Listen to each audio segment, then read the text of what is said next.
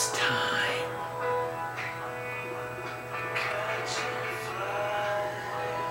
It's time. Are you ready? Hey, think you can tell us what to do? Are you ready? Think you can tell us what to wear? You think that you're Are you ready? Well, you better get ready. Are you ready for some football? 2015 NFL season begins on Robert Sports Show. 3, 2, now!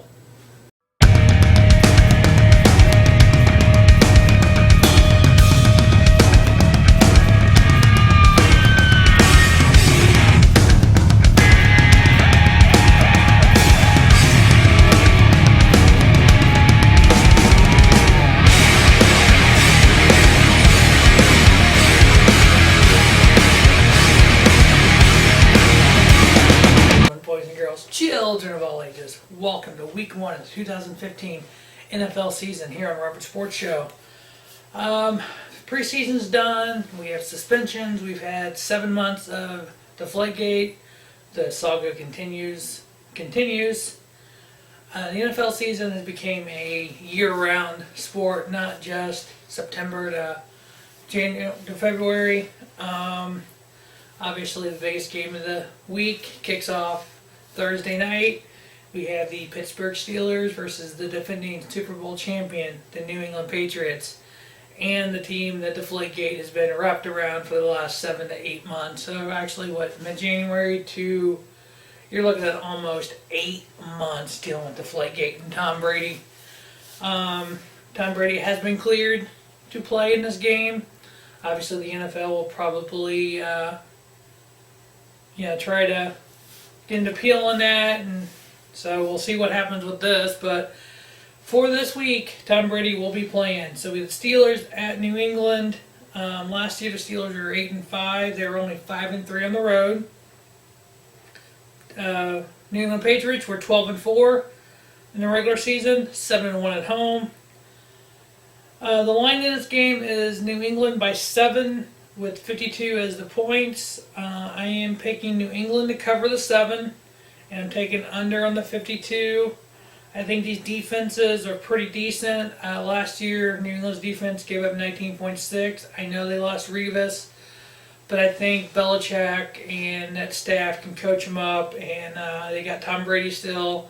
I know they don't have LeGarrette Blount suspended for 2 games. And on Pittsburgh's side, Le'Veon Bell suspended for a game. I think rushing is not going to be big in this game. I think Antonio Brown will have a big game for Pittsburgh. I think Brady and whoever he decides to throw to, because they really don't have that many weapons, that many top of the echelon wide receivers. They still got Gronk, obviously. He'll get the most of the receptions. But I got New England winning. Covering the 7 and under on the 52 points.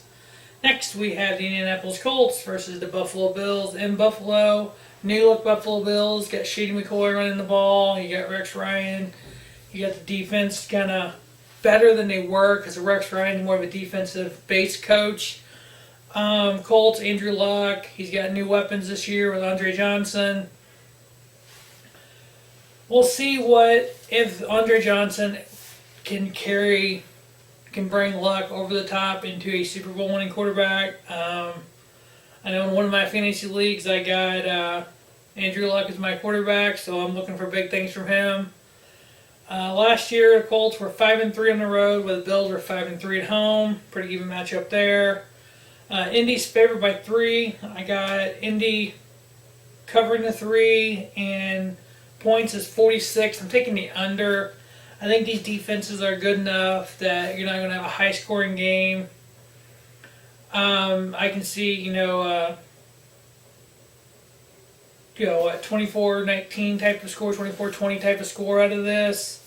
So it's going to be a low-scoring game. Colts getting the win. Next, we have the Cleveland Browns at the New York Jets.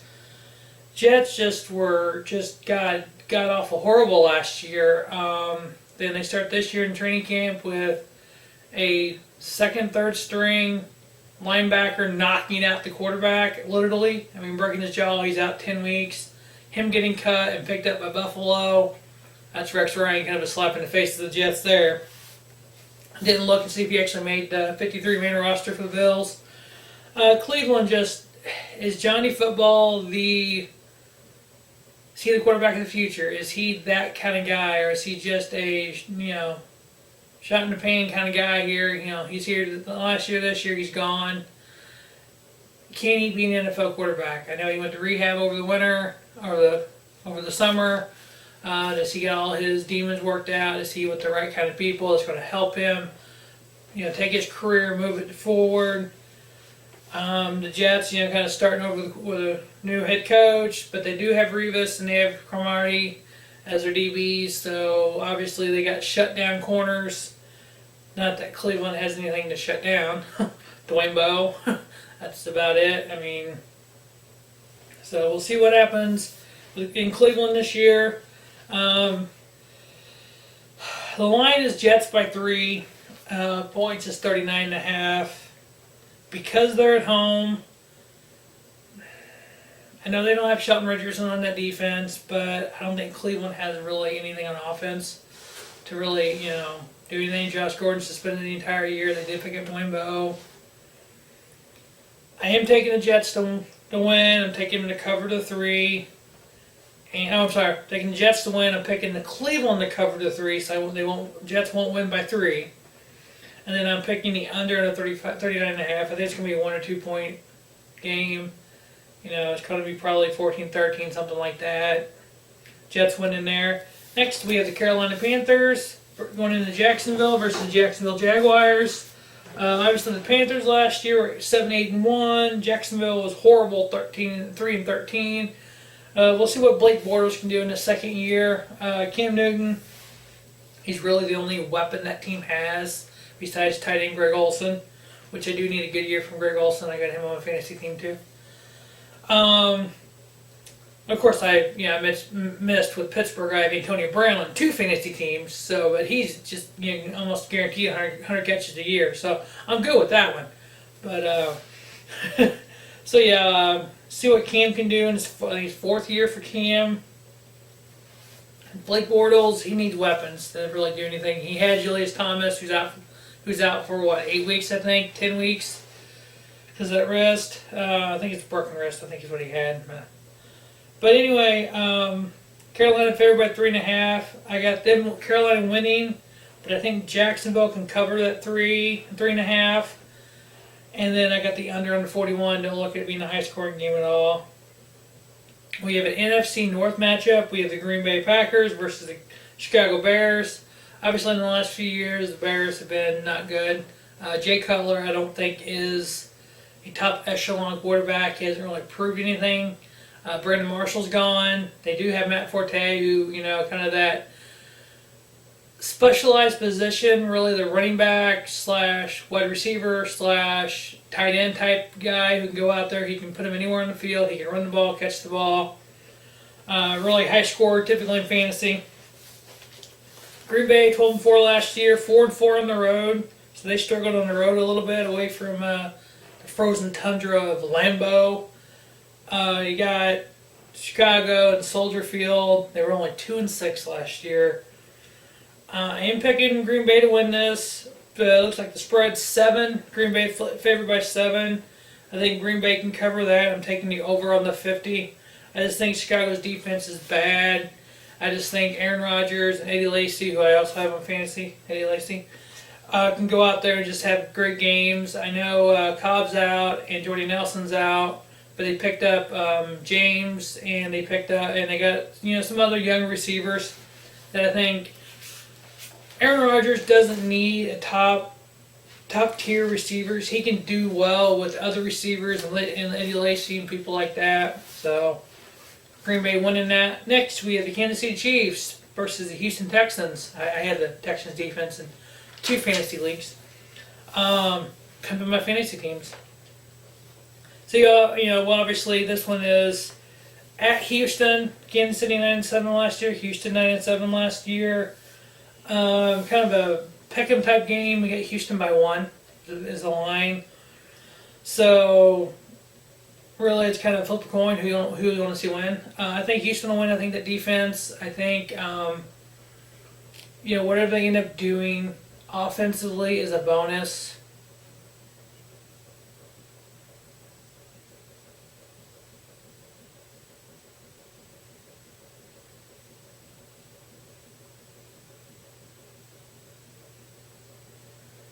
Yeah, I think whatever they do offensively is a bonus.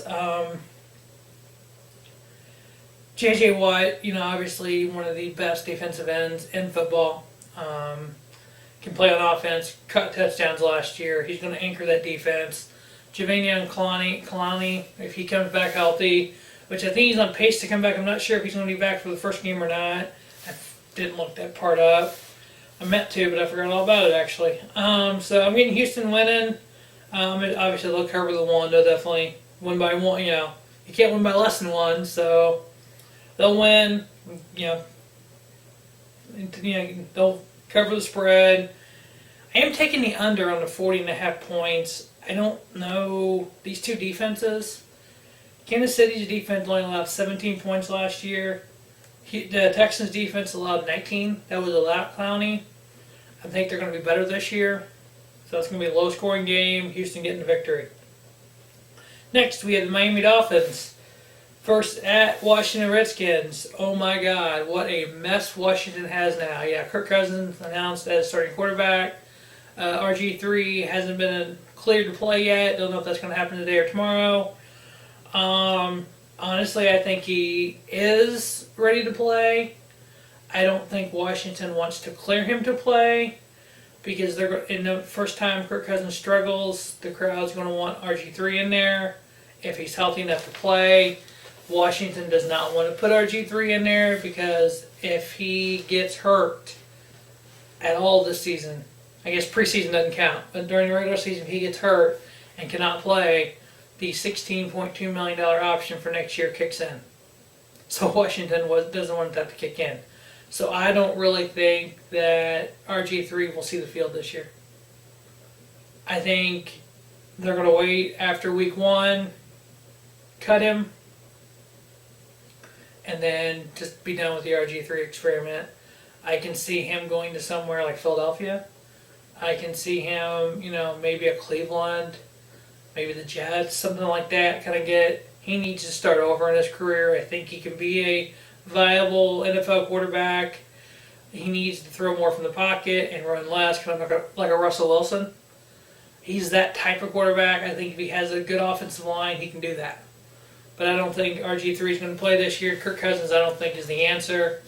He's never won an NFL game as a starting quarterback. Miami's favored by 4.5. I got Miami covering that and winning the game and picking the under 43 on the points. Because Miami only scored 24 points a game last year, while Washington only scored 18 points a game. I don't think Washington's going to score that much this year. I know Pierre Garçon, and they got, who's their other? I can't remember who their other. They got Alfred Morris, running back, but it's just Pierre Garçon, one of my fantasy players. But I don't really see them doing a lot this year with Kirk Cousins. So Miami winning by 4.5 and taking the under in 43. Next, we have a very intriguing game here. We have the Seattle Seahawks coming off back-to-back Super Bowls, going into the St. Louis Rams. The Rams were 3-5 at home last year, finishing 6-10 overall. Seattle was 12-4 overall, 5-3 on the road. Like I said, made it to their second Super Bowl in a row. Is Nick Foles the answer for Sam Bradford? Is Tavon Austin going to have a breakout year? Fantasy team guy. Is, Todd Gurley the answer as a running back? He's going to miss a few games. Trey Mason's out for the opener. Can Benny Cunningham do anything against Seattle's defense? Can Nick Foles do anything against Seattle's defense? Cam Chancellor's out. Obviously, he's got a contract dispute. 3 years left on it. He wants a new deal. And Seattle's like, nope. We're not making a you get 3 years to play, and we'll see what we can do for you. So, Seattle favored by 4.5. This is really the only game that I'm going on a limb. I've seen before where Seattle's came into St. Louis favor and St. Louis is able to win. This might be the last home opener for St. Louis Rams in St. Louis. I think St. Louis will have a football team, but I don't think it'll be the Rams. I think, my opinion, what's going to end up happening with the whole LA debacle thing, I think St. Louis, Oakland both go back to LA, and the Chargers come to St. Louis. Missouri's willing to build a stadium. The Chargers have nothing in San Diego. I think, Goodell's going to let it happen. I think with everything going with Brady and everything that's going on, all the suspensions that's gotten overturned that he's done, I think he's just going to give up on this and let it happen because I don't think he wants to deal with court and Stan Kroenke and all that. I look at St. Louis getting a win at home. I'm picking St. Louis by 2. So, I think because the line's 4.5. So, basically, I'm picking St. Louis to win. I'm picking Seattle to cover the 4.5, and the points to be under 41. All right, that ends the 12 o'clock games. The 3 o'clock games on Sunday, we have the Detroit Lions versus the San Diego Chargers in San Diego. Hey, another one of those teams looking for a new stadium, wanting to move. We have San Diego favored by 2.5 at home. I just think Philip Rivers saying he does not want to play in LA. Possibilities of San Diego going to LA, even though it's not what I'm looking at. I know the Raiders and Chargers have had a stadium idea, and him being adamant about not playing. I think Matthew Stafford and Calvin Johnson and that whole bunch coming off 11-win season last year. They want more. They want to go on to the NFC Championship game. I'm taking Detroit to win. I think the San Diego will cover the 2.5, and then I'm taking under on the 45.5 overall points because I think Detroit's defense is not going to let San Diego score that much. So Detroit to win, San Diego will cover the 2.5, and then the under on the 45.5. Next, we have the New Orleans Saints and Drew Brees going in the Arizona Cardinals. Carson Palmer. Arizona coming off an 11-5 season last year, 7-1 at home. Favored by 3, I think they'll cover that. And 47.5, I'm taking the over. I think both of these teams can put some points up. I think a healthy Carson Palmer will help Arizona tremendously this year. Next, we have the Baltimore Ravens at the Denver Broncos. Baltimore 10-6 last year. Denver coming off a 12-4, 8-0 at home. Peyton Manning getting up there in age. I think this might be one of his last seasons, either this year or next year. I'm thinking he wants to kind of do like John Elway did and try to win a Super Bowl and then retire. I think Peyton still has some left in the tank. Denver's favored by 5 at home. And 48.5 is the points. I am taking Baltimore to cover the 5. And I'm taking Denver to win. And I'm taking over on the 48.5. Because I think Flacco can go into Denver and put some points on the board. Denver's defense isn't that great. But I'm not so sure that Baltimore's defense will be able to stop Peyton Manning and his entourage of receivers. I know that with Denver just cutting Monty Ball, it's kind of interesting to see what the running game looks like. But I got Denver winning at home. Cincinnati Bengals versus the Oakland Raiders. Cincinnati 10-5-1 last year, 5-3 on the road. The Raiders 3-13 last year, but 3-5 at home. Cincinnati is favored by 3.5, 44 points. I'm picking Cincinnati to cover the 3.5. Taking the under 44. I think Amari Cooper, Derek Carr, and that whole young group of Oakland Raiders. It's going to take them a few games, I think, to really get going. I think Andy Dalton and AJ Green will be hitting right off the bat. So I got Cincinnati winning that. Next, we have the battle of the number 1 and 2 pick this year. We have Marcus Mariota versus Jameis Winston. We have Tennessee Titans at the Tampa Bay Buccaneers. Both teams 2-14 last year. Titans 1-7 on the road. Buccaneers 2-6 at home. The line is Tampa Bay by 3, 42 points. I think Jameis Winston has Vincent Jackson. He has more weapons in Tampa than I think Mariota does in Tennessee. Both of these young quarterbacks I think will struggle with their teams. Picking Tampa Bay to win. I think This is the first of many matchups for these guys. One of these two guys, I think, will have a good career. The other one, I think, will be kind of a flash in the pan, kind of in and out. Time will only tell which one's which. But typically, 1 and 2 in the draft, quarterbacks very rarely win a Super Bowl. So we'll see what happens with these two franchises. Tampa Bay wins here. I'm having them cover the 3 points. I'm taking the under on the 42. All right, the Sunday night game, we have an NFC, what is this, East matchup. New York Giants, New York Football Giants versus the Dallas Cowboys in Dallas in Jerry's Palace. Last year the Giants, were 6-10, 3-5 on the road. Dallas was 12-4, 4-4 at home. 8-0 on the road, 4-4 at home for Dallas last year. Tony Romo, I think, will have a good year with Des Bryant getting that big contract this year. Tony Romo, fantasy guy, and so I'm hoping for him a really good game there. So Dallas is favored by 6 at home. I am taking Dallas to win. I'm taking the Giants to cover the points because it seems like Eli is due to have a good year. They're two-time Super Bowl champions.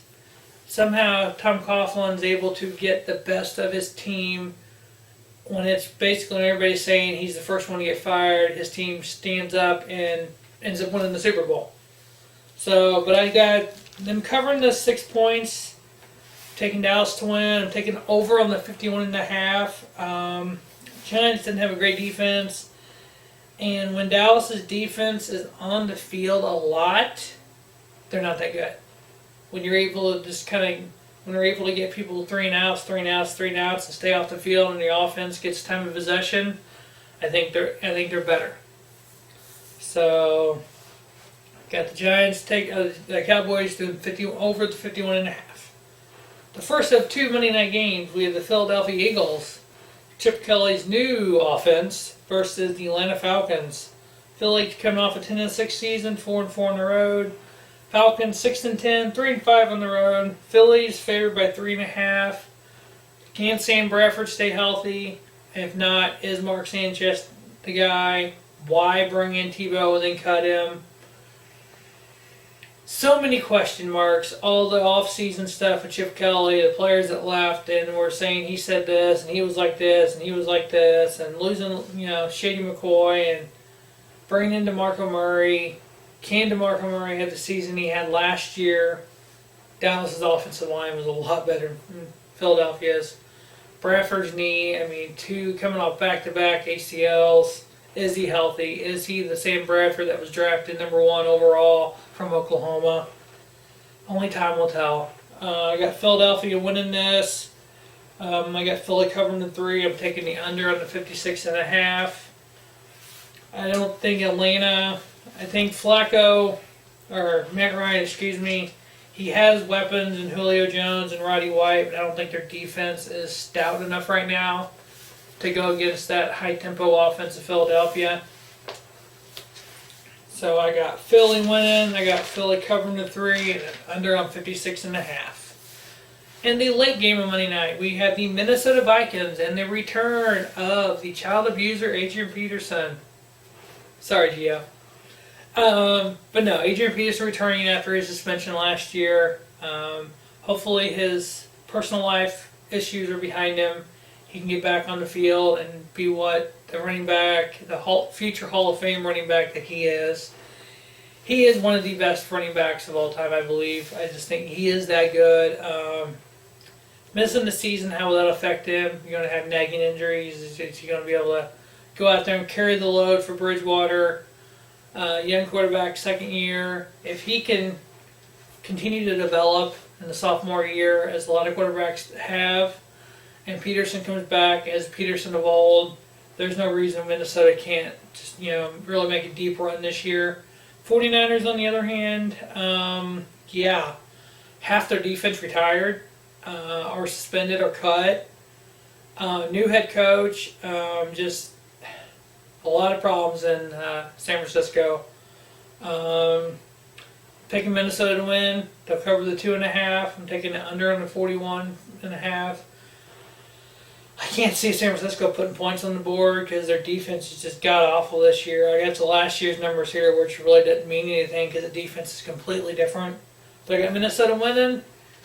And that will wrap up Week 1 NFL Rubber Sports Show. As always, thanks for watching Rubber Sports Show. And make sure you check out Rubber Sports Show 5 for NCAA weekly picks for the football season. I have 16 teams I'm following. Check that out. Make sure you check out all 5 Rubber Sports Show channels. Have a spiffy night. Rubber Sports Show, the YouTube leader in sports channels. If you close your eyes, your life, and if the truth revealed, dreams you never lived, and scars never healed. In the darkness, light will take you to the